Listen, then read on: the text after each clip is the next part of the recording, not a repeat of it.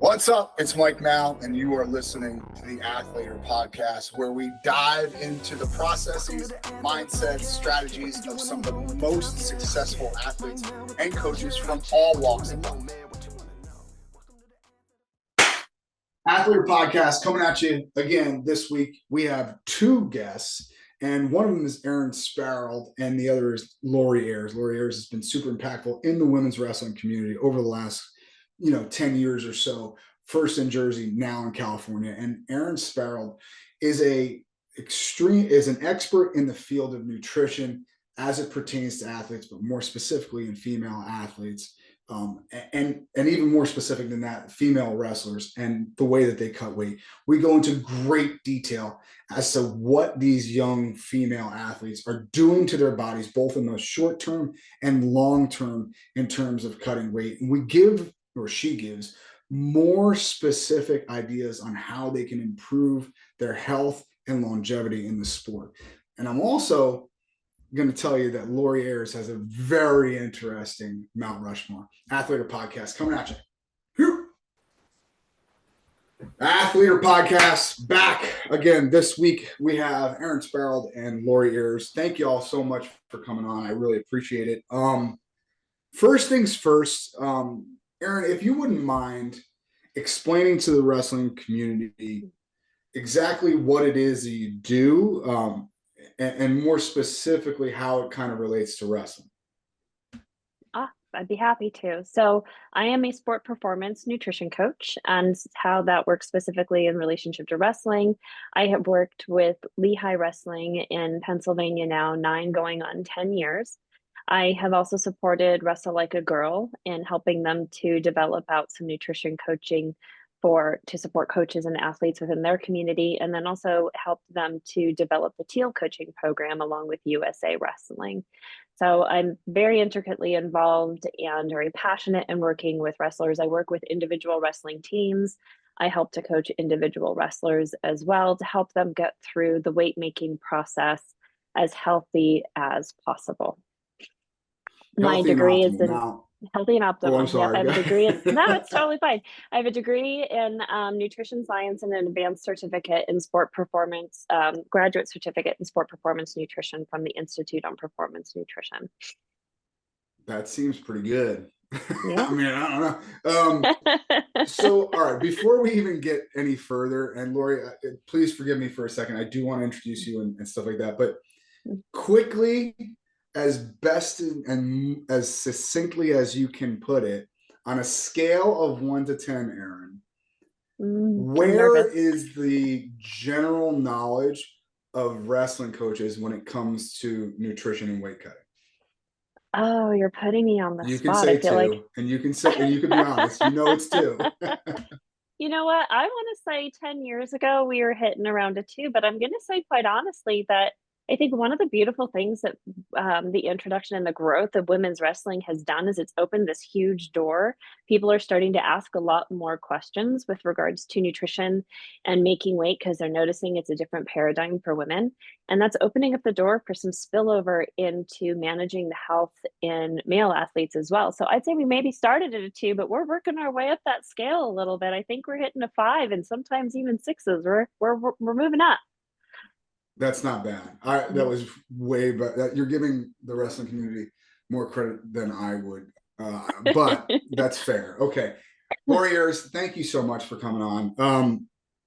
You and I met years ago when you guys were in Jersey, and I think I was in Texas, but my gratitude has always gone out to you simply for being the catalyst of change that stewed the NJSIAA to come to their senses and implement women's wrestling. So thank you very much for that. But what have you been doing since then?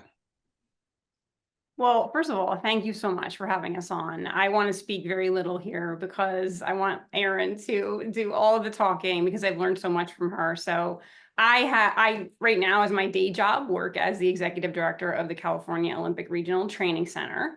And so plenty of work to do there and working with some awesome people here in California to build opportunities for wrestling in general and also women's wrestling. as my volunteer gig, I am sort of a see a need, fill a need kind of gal, and just always curious and learning about women's wrestling and helping out however I can. I was a co-founder for Division I women's wrestling.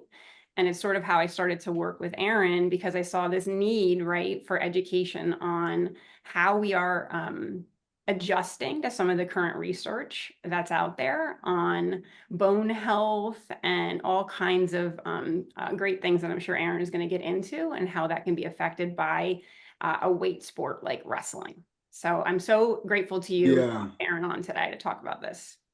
Yeah, no, it's important, man. It's so.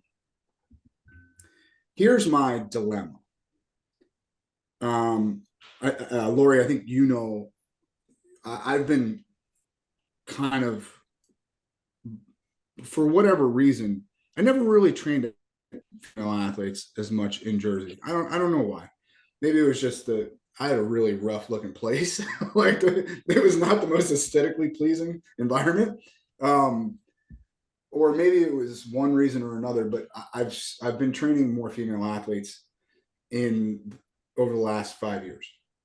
That said, the overall education surrounding weight cutting and and nutrition in general has really been lacking, and it's been eye-opening to me. But I'm not even talking about the intricacies that Erin's going to bring up here in a second. I'm just talking about the overarching theme of like hydration and just basic nutrition. Where do you find the women's wrestling community, Erin, is lacking in education the most? Gosh, that's a really great question. I think if I was going to choose one really important common denominator, it would be managing energy availability and avoiding low energy availability and relative energy deficit for sport. Male athletes have a tendency to have a little bit better resiliency physiologically to being in low energy availability. They can what energy availability is it's the amount of energy that's left available to your body to run basic life biological processes after accounting for activity. So to run your heart, your lungs, your brain, digestive tract, that's energy availability. Low energy availability means that your body doesn't have sufficient energy left and to be able to run those basic functions. So it starts to go into a higher stress state. If it's there for too long, if it's in that low energy availability for too long of a period of time, it goes into a negative adaptation, a stress state called, and we've labeled that as relative energy deficit for sport. And I think that, to be fair, I work with Division I athletes at Lafayette University too, and I see this kind of across the board, not just in weight certified sport, that low energy availability in female athletes is a problem. There's the lack of understanding how much fuel energy our bodies actually need to be able to run and survive and also train and adapt and recover to that training. And then when it's already difficult and complicated for a field athlete, but when you superimpose on top of that a weight making sport, it becomes much more complicated. And I think that the lack of understanding of the downstream effects and impacts on these young female athletes, if we're not managing that energy availability well within the context of weight certified sport, can have a lasting impact on their health for the long term. So I think that that's a really important. I'm sorry. I'm sorry. Can I pause you for one? I just, because I'm taking notes here. Mm-hmm. I have to know a couple things, if I'm the one that's asking them, I gotta think that people in my position are going to ask the same questions. Mm-hmm. How different is it between? So it was low energy output. How different is it from men to women? What makes it different from men to women? And more specifically, and this is really important to me, what are those lasting impacts of having low energy? So now we're still, please understand, a lot of this research is still ongoing and developing, and we're continuing to learn more and more and more through the years as we're studying the impacts on female physiology a little bit more. This is kind of a new growth in research. Most of the research previously was done on male athletes.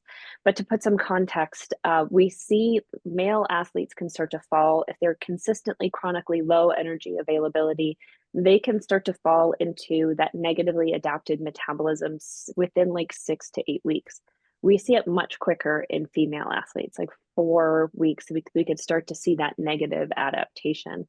So, what some of those adaptations are is we see a reduction in their resting metabolic rate. Their body's natural resting metabolic rate will downshift, so their metabolism slows down a little bit. We Just see to a conserve energy. To conserve energy. So their body's kind of going into a survival mode. It knows there's not enough energy available. So it's just kind of slowing everything down. So it goes from this optimal, everything's got lots of energy, everything can run at optimum function, to this down regulated energy conservation. So your resting metabolic rate changes. We can measure that. We also see a change. We see an increase in illness. Your immune system gets suppressed in this. So one of the things I noticed first with my male athletes is they tend to start getting sick a little bit more frequently. Same thing with female athletes as well. And then we see a decrease in recovery capacity. So their ability to take in training stress and convert it into adaptations decreases because there's not enough energy and building material available to do that adapting work. And then with female athletes, if they're staying in this low energy availability state, and to give it some definition, and we're still learning, but it's kind of defined right now at around 30 calories per kilogram of lean body mass is around where females will. If you go below that, we're probably going to go into low energy availability. Males can go lower than that, probably like 25. We're still figuring that all of these numbers out, but those are some of the numbers that are kind of thrown out there right now. That's kind of our bar that we're looking at right now. Is that correct? Yeah, but that's a lean body mass, not kilograms. body mass. Lean body mass. Okay, so not total body mass. That's of their lean body mass. So, sorry, excuse me. So, in female athletes, one of the other things that we'll start to see is we see a reduction or changes in their endocrine system. We also see changes in male endocrine systems. We see a reduction in testosterone and human growth hormones. So their recovery capacity gets blunted because you need those hormones to really recover efficiently. In females, we start to see a reduction in estrogen and progesterone. So they don't get that nice estrogen surge mid-cycle, allowing them to ovulate and then go into having their period. And one of the things that estrogen does is when it's very anabolic, it helps our bodies recover. So it's very helpful to have a good estrogen level, but it also helps our bodies build our bone density. So young females, which is predominantly what we're working with, up to around the age of 30, females are building up the bone density that they're going to be living off of for the rest of their life.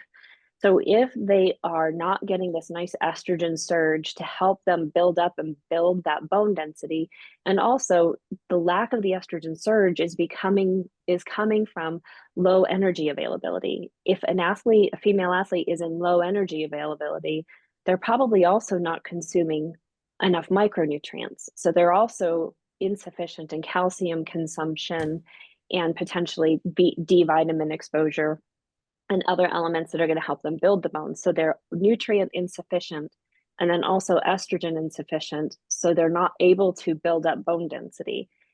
And one of the primary drivers for female health span and longevity is our bone density.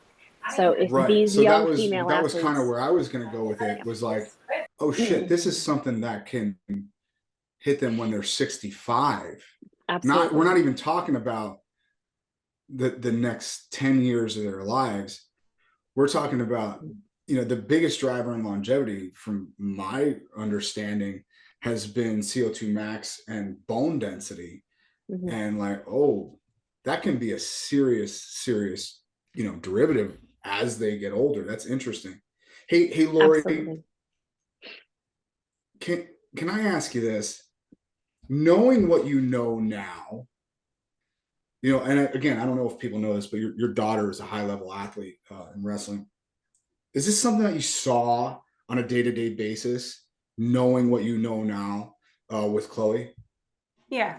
This is something that I'm trying to wrestle back on, right? I'm trying to do better for the people that are coming behind me because I didn't do a good job with this, right? Like in our wrestling community, you can cherry pick advice here, right? Like people are always going to tell you what you want to hear. And athletes are always going to be in a room where there's going to be like an old school coach that's going to say something like, it's fine. I did it and it's all good. It's part of the sport. And, those are, I think, coaches who mean well and certainly don't understand some of this research and some of the long-term effects that this can have.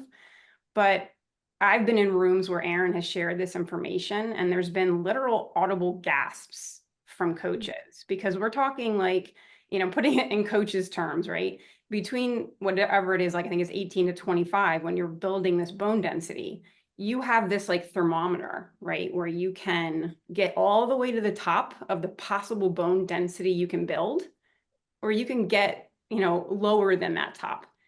And if you miss the mark in that window, you miss the mark, right? Like, it's not like you can be 30 years old, period, and go back and say, oh, dang, I was so stupid. Let me wrestle back here and build my bone density. You can't do it, And so it's scary for me when I walk into a room of 40, 50 athletes and I say female athletes, or, really any room with male or female athletes, because this has classically been called the female triad. Now we're more calling it reds, like Erin had said. But if I walk into these rooms and I say, who's heard of the female triad? 1, 2 out of 40 or 50 women are raising their hands. If I say, who's heard of reds? Maybe a couple more raise their hand, but then they can't really explain it. So this is a crisis in our culture for wrestling, in my opinion. And so I'm so grateful that we're talking about this today. How would somebody know, like, the current health level, or like, is there any way for a wrestling coach to understand, like, hey, this is a current level of bone density and like what the development cycle is looking like, to say, hey, you're deficient here, like you need to focus on XYZ? Like, how would a wrestling coach who maybe has a general idea of nutrition but not necessarily like exactly what they need to be eating? For measurement, the gold standard is a DEXA scan. So doing a DEXA bone density scan, and getting your bone density, your Z-score, and then kind of going from there and seeing if you're at risk, low risk. But the other piece of that is maintenance. Our bones are storage for calcium. Right now, your heart's using calcium, your bones are using calcium, your muscles are using calcium. When we sweat, we lose calcium. So our bodies are constantly metabolizing and utilizing this mineral. So if they come in at a healthy bone density, I wouldn't say, okay, you're good. I'd say, well, let's keep it good. Let's keep you progressing. And if they come in with a lower score, then start taking some of those things into account, helping them build out their nutrition a little bit better. Maybe, the super important, another common denominator that has to be addressed is choosing a smart weight class, so that young female athlete has room to continue to develop and grow healthfully and also perform well in her sport. But a DEXA scan would be the gold standard for measuring that. And those are pretty common. Like, you can go to a lot of like longevity clinics now and get them. They're not like 10 years ago, they were hard to come by, right? They're not that hard to come by anymore. DEXA scan, and they can be expensive, but there's a lot of insurances that are picking this stuff up too. Is that correct?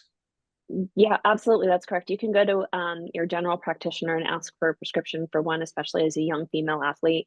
You check a bone density. That's not an unreasonable ask. But I had one athlete that I work with remotely, a judo athlete, and she just went, and her mom, I want to say she paid $60 out of pocket.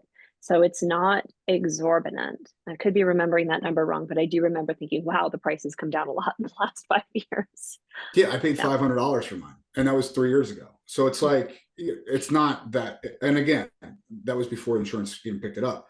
Can you explain the female triad to me and Red more specifically, please, Erin? Can I jump in just quick before that question? Sure. I just wanted to kind of answer Joel too, just like from a more practical standpoint, right? Like, I think you can recognize signs, right, of reds. in women in ways that maybe you wouldn't always think. So like, obviously we've talked about like amenorrhea when you start missing your period. But by then, I mean, you correct me if I'm wrong, Erin, like you're pretty far into this situation. So you can try to catch it earlier. The way I think about it, and the way I think wrestling coaches can think about this is like, this is going to work in the short term, right? We know that if like you're going to be the bigger wrestler in a match, in the short term, that's going to be an advantage for you. But we can all think of like a high school wrestler or a college wrestler for that matter, that you're like, what happened to that person? Right? Where did they go? Mm-hmm. Like in a lot of cases, this is where they went. And so the energy that you're taking in, like your body doesn't have a shut off button, right? We're like, I'm not going to be able to put this jar on the table. Like you're always going to be able to move your body or finish your training. And in wrestling, it's like, we all have that mentality in wrestling of like, no guts, no glory, like push through the pain. And so you're going to finish the workouts, you're going to finish the run, you're going to do the conditioning, you're going to wrestle live for 5 hours or whatever you do. But like, you're going to see your biological functions inside affected, right? So like, I've heard things from female wrestlers, like, I just don't move food through my body the way I used to. No, of course you don't, because you're at an energy deficiency and you can't move it through like you used to. Or like they start to have heart palpitations or experience anxiety or depression or mental changes. And so all of these are symptoms and signs. Like honestly, like what Erin said about 4 to 6 weeks, you're going to be intermittently reinforced, because if you take the summer and you eat pretty well and like you kind of like get your body back in the way it should be, you're going to maybe have that first tournament where you cut weight like this, and maybe you're in reds or you're about to go to reds, but you have a good performance, right?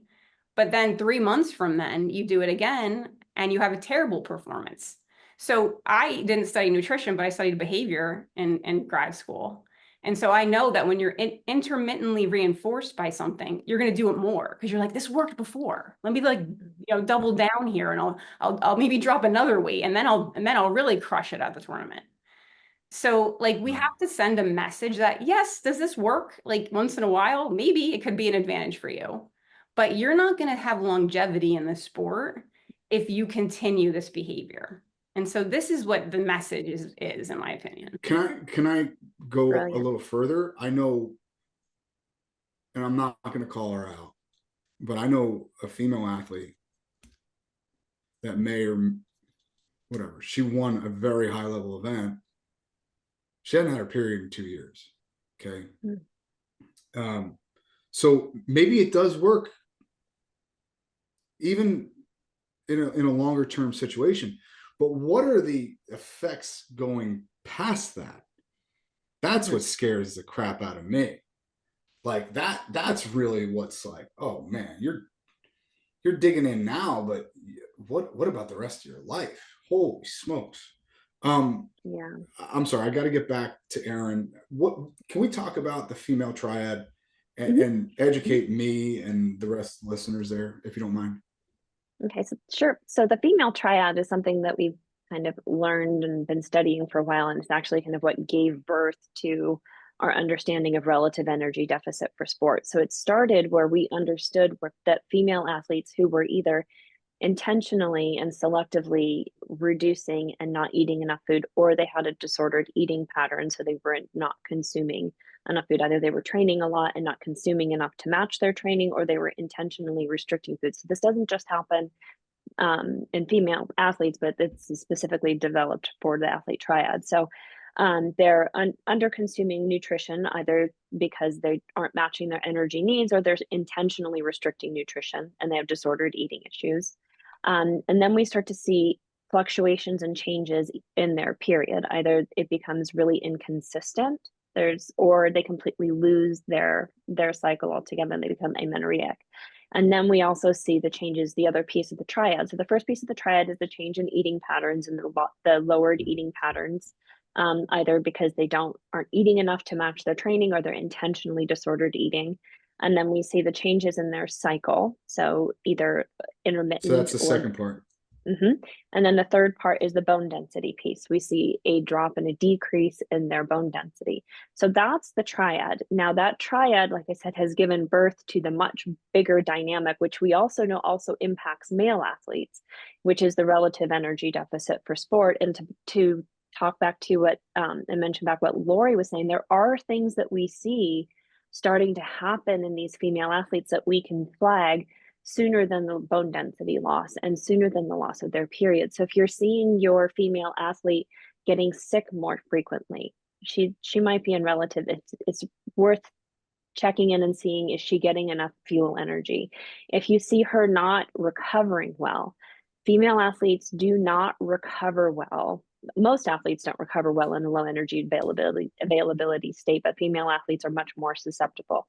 So we don't take in training stress and convert it over into those adaptations. So when Lori was saying like, wow, this wrestler shows up at the beginning of season looking this way, but where did they go by February, March? Somewhere in there, we were starting to see their performance decrease because they weren't recovering well.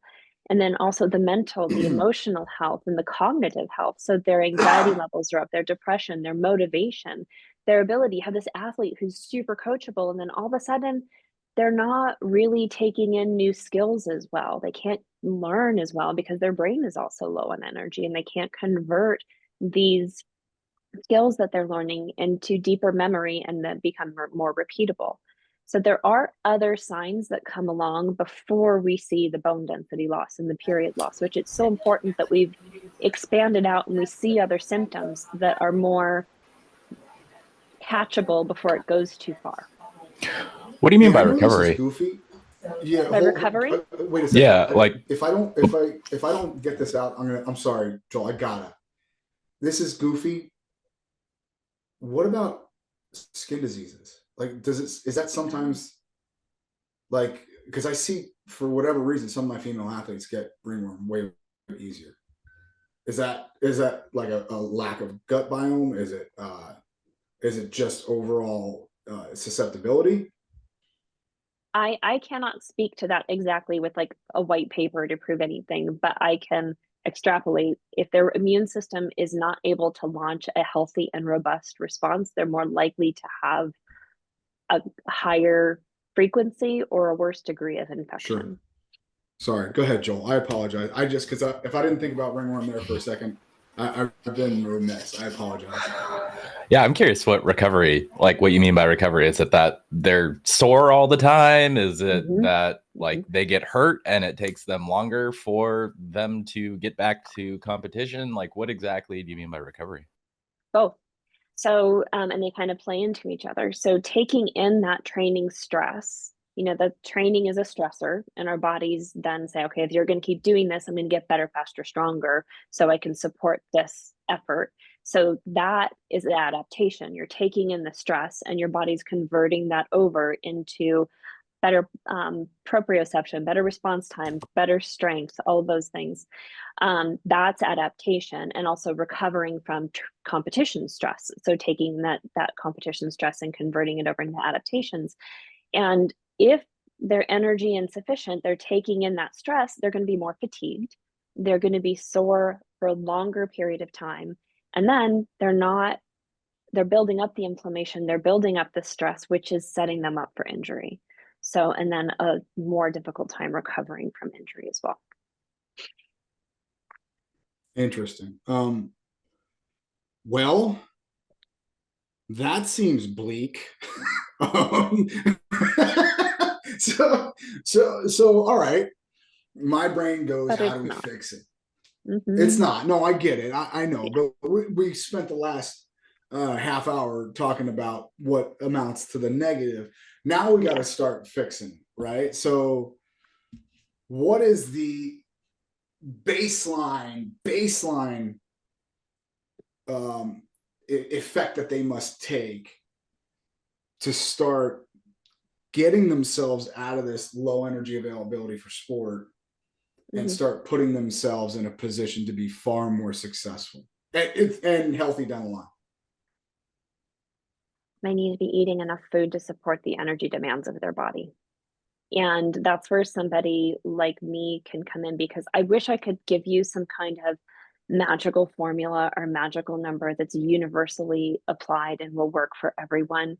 But it doesn't really exist. Everybody's a little bit metabolically different, everybody's activity level, and even within the spectrum and the idea of female athletes, we've got this idea that female athletes have a unique demand and they have a unique need, but even within that population of female athletes, they're all going to be a little bit different. They're all going to have, maybe some of them are on birth control, maybe some of them have a higher progesterone surge than others, and maybe some of them, their cycles are longer or shorter. It's all very, very different. So being able to say, here's a universal solution for every female, but I can say, choose a smart weight class that's going to allow that athlete to make weight without having to aggressively cut weight, especially while they're growing and developing. And then making sure that that athlete and the coaches are having a better understanding of the importance of getting enough fuel energy. We're in a sport, we all work in a sport where we chase a number on the scale, but we're also developing young humans and young athletes that, as Lori spoke to, we want them to have longevity in this sport. And if they're constantly sick or constantly breaking and constantly tired and constantly sore, probably not going to be able to develop out that longevity. So if we teach them and teach coaches the importance of nutrition, that it's not something that you restrict to earn a badge for how tough you can be and how little you can eat, it has to become more of a conversation of, okay, within the reality of a weight certified sport, how much can we be eating? How much fuel can we and should we be giving your body so that we can support your growth, your development, and your training demands? Lori, So there's hope there. There is. Yeah, it's not all doom and gloom. Okay, No. Lori, you have a unique perspective on this only because you have mothered a female athlete and have coached female athletes. Is there like a bar that you say, look, you got to be within 4 pounds of competition weight. You got to be within 6 pounds of competition weight when you're talking to these athletes or when you're talking to Chloe? Yeah. So Erin, I got that from Erin, right? And so I love what she said, that not every athlete is the same, but if we're going to give a percentage, she says 2%. And I love that. And 2%, like your walking around weight is not much higher than your wrestling weight. And honestly, that's where we should be. That's the message. Like if coaches across America from 5 years old, when those kids toddle into the room, up until our Olympic podium athletes, like if all the coaches in our country were talking and speaking about longevity and speaking about the fact that your weight class is not your weight class, right? Like that narrative in women's wrestling, it has to stop. It's like, well, that's my weight class. I hear that all the time. It's like, no, it's not your weight class anymore. Your weight class maybe was this. I hear that a lot. And so it's like, I think for women, it's not shocking to hear that like women have been objectified. Like it's just that's a statement, right? And so to get into a singlet and to go out and perform athletically on a mat is really courageous. And so I think it messes with women's heads when anywhere outside of women's wrestling, I never hear anyone talk about their weight. Never. I would never tell people how much I weigh. I never get on scale. Like just like a stereotypical thing for women that like is hard. Even when I go to the doctor at 47, I like get on backwards. Like, I don't know what it is. Like I've been like, I'll be honest there. Right. So it's tough for women to so publicly be like, oh, she went up 2 weight classes. Did you see that? Like, so there's that that those feelings and emotions that go along with it too. So 2% is what we say. And honestly, I'm in rooms where girls are like, what? She's crazy. 2%. That's not. Yeah. At practice, we, in the Cardinal Wrestling Club, we put a poster up. Like I said to Erin, I was like, what are the 2 things you would have me, like, I remember this text, share tonight with our mic drop. At the end of every women's practice we have in our room, we do a mic drop where it's like a 5-minute, like, hey, you want to share something? Who's learned something? Any new information that the group would benefit from? And so one night I was like, Erin, 2 things to put on a poster for the mic drop. And it was like, I put every weight class for the CIF, California state weights, and then where your 2% walking around weight would be. And they were all like laughing. And I'm like, this is it. This is what you should be doing. And if you're not, you're probably not going to be in the sport in a healthy way, during your career. And that's just like the facts. We need to, by the way, you're not alone. Like, and it's not just a female thing. Like, this sport I could rattle off tens, if not, almost 100 guys that I know that are our age, me included. I'll be completely honest with you. I still haven't stepped on a scale since 2001. And if I did, I stepped on it backwards. So I'm not kidding. Like, the last time I competed was at like some veterans tournament, like, and they were like, and they laughed at me because I stepped on backwards. And they looked at me, they're like, dude, you're like a kilo. I'm like, nope, don't care. Going up. Sorry. Don't care. But these are the lasting effects of our sport. And there are certain things that I think we can probably do along the line to minimize a lot of the, let's call it trauma, because, it's pretty much what it is, that we could do to minimize some of this. But we don't do it, and that's fine. So, all right, Erin, can we, I know everybody's different. I understand that physiologically every female is different, but what type of macros should these young athletes at least be thinking about? Do they have to get 30 grams of protein in every meal? That's not as easy as some might think. Is there a clean carbohydrate kind of threshold that they have to kind of sustain fairly often? Yep. So as far as like the macros go, the protein stays pretty consistent across the board. Sometimes I drop it a little bit, sometimes I raise it a little bit depending on what we're doing, but usually the range in there is around 1.8 grams to 2.4 grams per kilogram. It's around 2 grams per kilogram if you want to split the difference, about a gram per pound of body weight if you want to keep it simple for your athletes. So however much they weigh, a gram per pound is about how much they should be eating.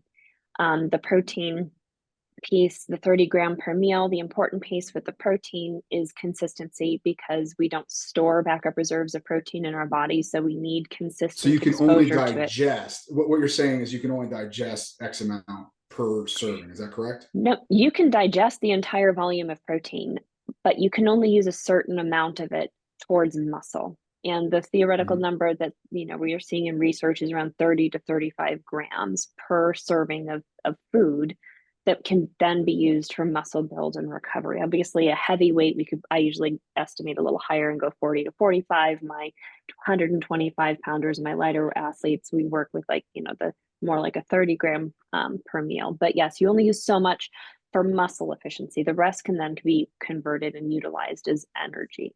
So then, but consistency with protein throughout the day is important, because we don't store backup reserves of protein, and 24 hours a day, we're going through the build, repair, restore, recover process. So a lot of my wrestlers, they like to skip a meal. Like, they wake up and they don't eat breakfast. I'm like, well, you didn't have protein since dinner last night, and now you're waking up and you're not having any protein again until lunch. That's 3/4 of your day you just went without building material available to do the recovery work. So consistency with protein is also important to support that continual recovery mechanism that's going on in your body. Then the carbohydrate piece. So the carbohydrate piece varies. That one fluctuates. My male athletes will go as low, sometimes when we're making weight and doing a glycogen offload, we'll go as low as around 1 gram per kilogram. With all of the carbohydrate that they are consuming concentrated before working out. So they have it in their system to support the training effort. Female athletes, we don't go as low. I'll go, the range usually is around 2 grams to around 6 grams per kilogram, depending on what that athlete is trying to do. It's a much larger range, because it's depending on the energy load. So how much activity does that athlete have? Are they doing 2 trainings a day? Are they doing 3 trainings a day? Some of these wrestlers really put in a lot of time, so they need a little bit more fuel put into their system. So the carbohydrate is a bigger variability. Why is that number different for female athletes? So why is that carbohydrate number different for female athletes than it is for men? Male athletes can be more efficient in a low carbohydrate state than female athletes can. And there are phases of our cycle where we don't mobilize stored carbohydrate as efficiently. So having low availability of carbohydrate can impact our training and competition. And we don't convert the training stress into adaptations as efficiently in a low carbohydrate state as male athletes do. This is a lot of the low carb research was done on male athletes. There's more research coming out now on female athletes, and we're seeing that female athletes do need a little bit more carbohydrate. But the carbohydrate piece gets tricky in the weight making piece, because that's some of the intracellular water storage. That's some of the water weight and the glycogen offload helping athletes get down to weight, which again is part of the reason I've chosen that 2%, because we don't want to go too deep of a cut for female athletes, because we're not as resilient in those low carbohydrate states as male athletes are. And what about fat? Like what is the benefit of having high fat protein versus low fat protein? Healthy fats in your diet are going to help to improve your body's ability to do some of the recovery work. So reducing some of the inflammatory response your body has to the training stressors. Healthy fats can reduce some of that. Olives, avocado, fish, healthy nuts and seeds, avocado oil, olive oil, low inflammatory oils can help with that recovery process. Oils also and fats are also helpful in feeling satiated and helping with some of the hormone regulation in our body.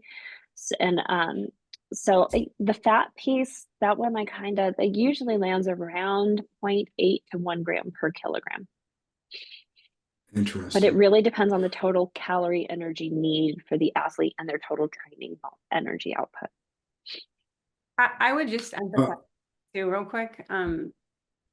We could have a whole different podcast, like with Erin on this, but just the way that she just quickly talked about, and I've heard her talk at length of it on this too, and it's like so impactful for female wrestlers. The way that you train during your menstrual cycle, right? Either the high hormone or low hormone phases of your menstrual cycle can really impact like how you are able to shed weight as well. Mm-hmm, mm-hmm. And so again, like what might work in the first phase of your menstrual cycle, if the tournament happens to fall in that phase, might help you to get weight off in a very efficient way, and you're able to make weight no problem. But if the next tournament falls in the second phase of your menstrual cycle, you might really struggle, even though you do the same things, to get that same weight off. Mm-hmm. So women can double down again and be unhealthy because they're hearing things from their coaches like, you must have ate a cheeseburger. We did the same thing we did at the last tournament and that worked. So there's something you're not telling me. And when you have these high overachieving athletes that like get severely impacted by a coach questioning their devotion, then they are willing almost all of the time to do, quite honestly, almost anything, even if it's unhealthy for them, to make that weight. And so it's really an education on the coach's part. Like the menstrual cycle does impact the way that we are able to manage weight in the sport. And that's why, again, Erin said it, but I want to just emphasize it, just from a practicality standpoint, that 2% walking around weight is important for various reasons.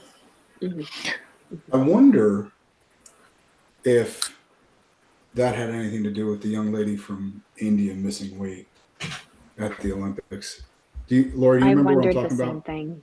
Or I thought about it. I thought about it a lot.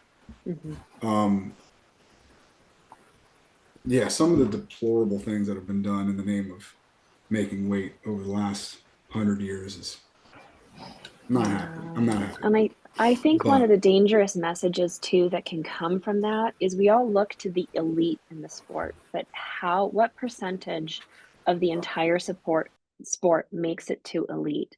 We have this huge population that is looking to the elite and what they are doing and trying to apply that, and they're pushing their bodies to extremes, and it can be a very scary message that is getting disseminated to be applied in general athletic population that is just putting them at risk for long-term health. I tell you how often often I have conversations with, and this is mostly, if I'm going to be honest, it's mostly male athletes. I go, why are you cutting your legs off to make weight for a Christmas tournament, dude? Like, what are you doing? Knock it off. You know, we have a magic wand question all the time, and some people out and about in the wrestling world have asked me about mine, and one thing I would always say is I wish we had better perspective in this sport, and that is such a broad, sweeping, general statement, but the perspective is lost when it comes to competition. The perspective is lost when it comes to overall health and well-being in this sport.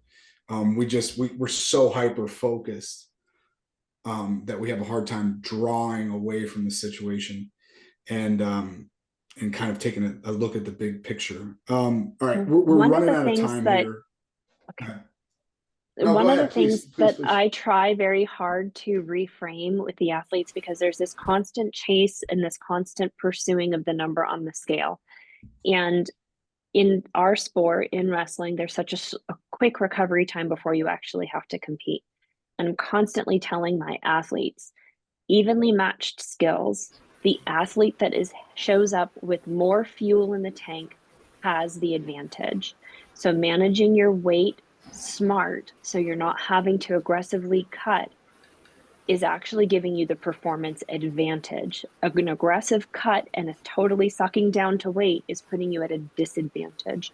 So reframing the outcome with a healthier perspective around the nutrition and having the fuel on board as a performance advantage, I think can help change the language around it a little bit. Understood. I think the elephant in the room for coaches like Mike and myself, of, just like it can be awkward to ask a female wrestler like what their weight is, like, is this something where we should be having discussions with them about their menstrual cycles, or is this something that they manage on their own, that with like general That's a guidance? good question. Like, I hadn't even what? thought about. I'm usually pretty bold about that though. Like I mean, I have a real good relationship with most of the female athletes that I work with, and like that's fairly out in the open, dude. Like, I don't know, is that not the case, Joe, with y'all? I mean, we have like a lot of new wrestlers that are girls that are That's wrestling for different. the Okay, first time in high school, and yeah. obviously it can be awkward as an adult talking to a child about, like, is that something you should be talking to the parents about? Like, how should that conversation take place, and how should it be part of like the daily coaching? It's a great question, Joel. I'll take that one. I love that question, Joel. And honestly, I think I am a big proponent of not keeping periods quiet, right? Like, I'll give you a story. The other day, I was walking into a wrestling event, and it was like a clear bag or like small, tiny purse event. And I had a small, tiny purse, but apparently it wasn't small enough. And so they weren't going to let me in with it. And I said, hey, dude, I have my tampons in this bag. Like, I got to get in with it, or I'm literally going to take them out and walk in with my tampons. And he was like, like, it was like, it was such an awkward moment for him, not me. And he's like, oh, no, go ahead, go in with your bag. So I just think the more we talk about it, right, the better off we are. You certainly don't, I would come at it from a standpoint as a coach of like, hey, look, like, this is a weight sport, right? And so I want you to know that I've educated myself. Erin has mentioned the TEAL course that USA Wrestling has. It's the coach's certification course. Taylor O'Donnell and Mike Clayton did an excellent job. There's a whole module in there on a lot of the topics we talked about today. I think educating yourself and then being informed and pointed in terms of how you bring it up. Like, hey, I want you to know that I've done some research here as a coach, and there are some things we have to consider when we talk about making weights and choosing weights. And so I also want you to know at your comfort level that you can come to me and talk to me about these things. Because I'll let you know, like, when I get my period, like, I'm in pain. I'm in pain for 2 to 3 days. And so for me to be able to, like, as a wrestler, go to the coach and say, hey, look, like, I'm tough, but I want to be smart too in my training. Like, I'm having a day where I can't go at it today. Some people say, like, when you have your period is that when you're at your strongest athletically. That is not true for me.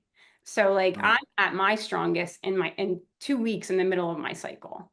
And so every woman's different. So Joel, I would say open up the conversation in a constructive way, but have done some research prior to talking about it so you can be informed and intelligent when you're speaking to them. Does that make sense? Yeah, totally.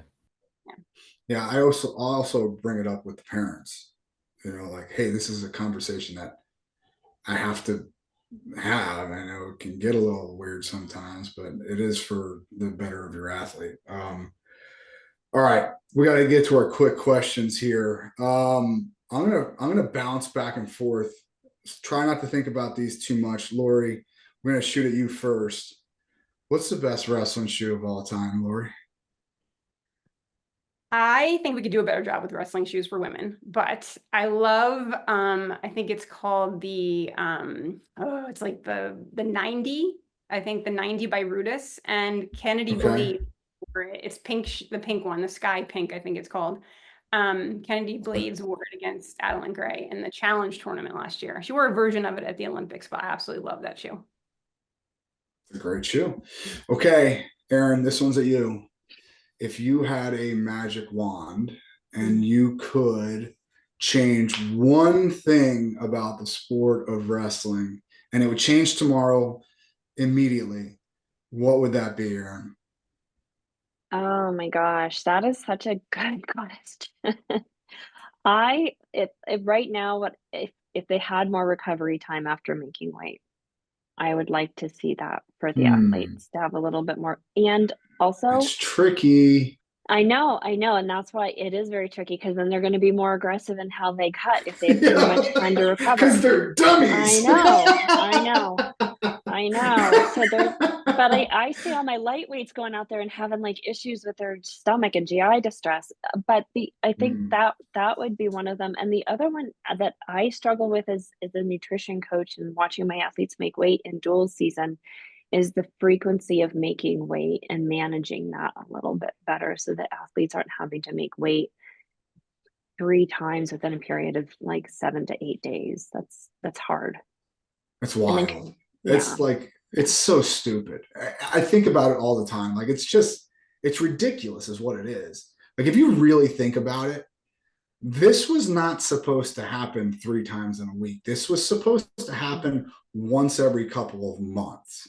Like, getting down to that absolute optimal weight should not be a 3 times a week thing, especially at a high school level.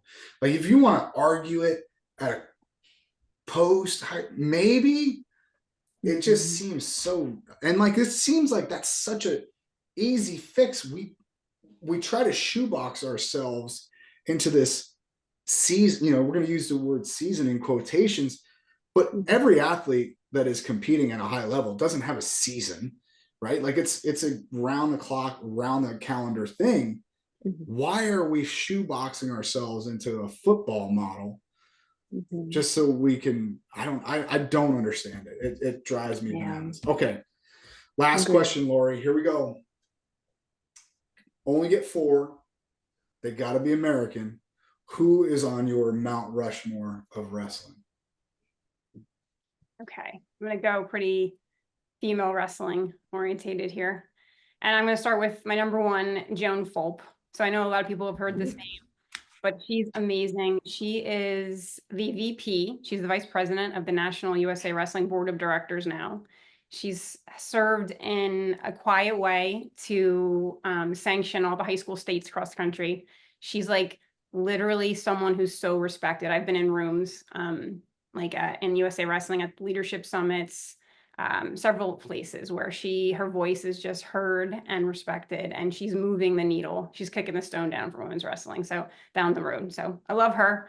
That would be number 1. Then I have to go with Patricia Miranda because I work in trying to get D1 programs established for women across the country. And Patricia Miranda was at Stanford in the early 2000s. And I'm not sure how she did it, but she was in a room of D1 wrestlers, and like every single one of those D1 wrestlers from her era respect the heck out of her. She was actually inducted into the National Wrestling Hall of Fame a couple years ago, and they all showed up. Were you there? Yeah, they all showed up. She's badass. And she speaks, and I'm like this. Like, she's just so great. Anyway, love her. Then I would say Gary Abbott, because Gary Abbott was loving on women's wrestling and promoting it back in the 1980s, when maybe 2 people were reading the articles that he was pouring into. And now, you know, to this day, like if there's an issue, if there's any kind of peril that women's wrestling is in, he's on a committee or a council trying to work it out. I'll be on calls and like he'll unmute himself and I'm like, oh, this is going to be good. Like Gary's going to say something good. Well, here it comes. Yeah. And so I absolutely admire him. And then I'm going to go with my favorite human on the planet, Chris Ayres, because he is the guy that, like, anytime I come to him with a crazy idea, he's like definitely in his head, like, oh God, you're making this more difficult. And they're like, can we just avoid this? But yes comes out of his mouth. And so like his image would be up there in honor of all the men, right? That like know that they're leading, being true leaders by believing in the sport and supporting the sport, even when it's not convenient or easy for them. So those are my 4. That's a pretty good list. That's the first time Gary Abbott has made a list. And I'm going to expound upon that and tell you that he is on my ass about getting the lineup for the Poway High School wrestling team for the females, like pretty much weekly, to the point where I'm like, Gary, we got to shake this stuff out in the room. Give me a minute, will you please? But he's, to your point, like he is on it, dude. He is on female wrestling to the point where it's becoming a pain in my butt every once in a while. But that's here nor there. Listen, Erin, thank you so much for lending your expertise. Erin, if somebody does want to work with you personally, is there a way that they can get a hold of you, either online or email or somewhere like that? Yeah, absolutely. Thank you so much for asking. And thank you for giving me an opportunity to come in and help improve the health and the knowledge out there to support female athletes a little bit more. So I have a private practice, ES Performance Nutrition. I have a website. You can reach me through esperformancenutrition.com. And I do work one-on-one with athletes and teams as well, team coaching. Perfect. Lori, if somebody wants to get a hold of you and gripe about your Mount Rushmore, where do they get a hold of you? You can just reach me at my email, ayreslori@gmail.com. Very simple. Love it. Love it. All right, guys. Thank y'all so much for coming on. We appreciate you. Thanks for having me. Wait. Don't go anywhere before you hit that next button. If you enjoyed listening to this episode, do us a huge favor. Click that subscribe button. And if you're so inclined, leave a review and share it.